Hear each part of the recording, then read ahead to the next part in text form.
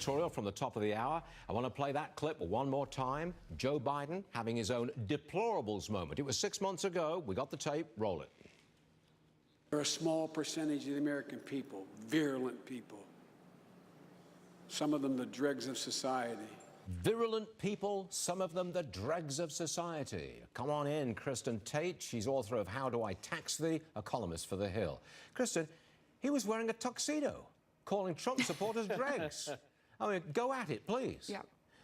I mean, this could very easily become Joe Biden's deplorable moment. Suggesting that the dregs of society all support Donald Trump is just such a politically foolish thing to say. When Hillary Clinton called Trump supporters deplorables, conservatives responded by actually embracing the term and wearing T-shirts that said deplorable across the front. So if Joe Biden were the nominee, you'd likely see Trump supporters wearing T-shirts that said dregs. When you insult your opponent's electorate, you inadvertently end up mobilizing them.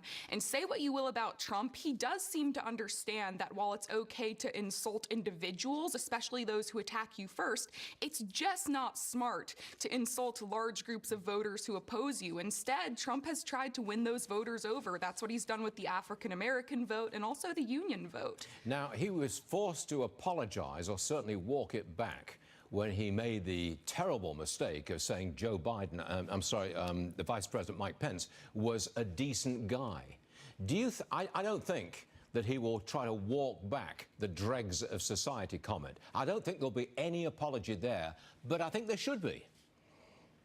Well, there definitely should be, and this could be especially damaging to Joe Biden if he gets the nomination, because Joe Biden would try to win as a moderate, and he would only be able to beat Donald Trump if he were able to reach out successfully to blue-collar workers and former Blue Dog Democrats who went Trump in 2016.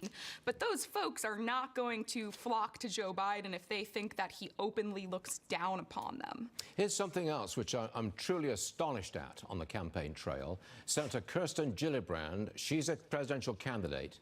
She wants to give Social Security benefits to illegal immigrants. What do you make of that? Yeah. Well, you know, just when I think that the Democrats can't get any more absurd stort with their calls for open borders and universal basic income, they outdo themselves by suggesting that we should give Social Security to illegal immigrants. Why would any Americans, especially older folks who are already concerned about their own benefits, support a candidate who wants to add illegal immigrants to the Social Security system? Really? This country is $22 trillion in debt. Eventually, the house of cards collapses, and I don't see any faster way to collapse the House than by adding millions of illegals to the benefit system. It makes no sense politically. I mean, look, you're a politician, you count votes.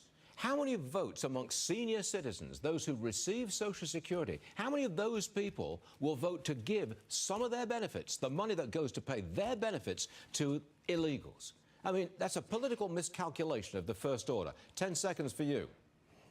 If the Democratic nominee eventually decides to embrace this, that illegals should get Social Security, they will lose to Donald Trump. There is no faster way to lose an election than to jeopardize Social Security benefits for older Americans who are very critical voters and tend to be very mobilized in presidential elections. That was 15 seconds, but we'll take it. That was very good. Kristin Tate. Sorry, Stuart. No, good stuff. Thanks very much indeed, Kristin. We'll see you soon. Thank you. Couple of